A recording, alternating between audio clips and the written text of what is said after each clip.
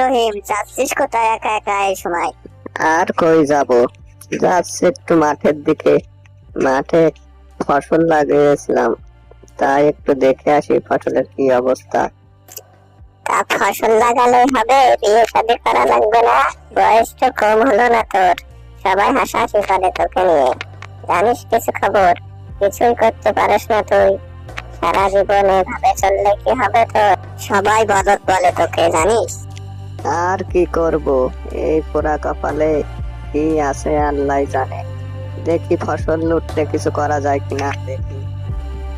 ও, তাহলে আচ্ছা, তুই মাঠের দিকে যা, আমি চললাম। ভালো থাকিস, আবার দেখা হবে।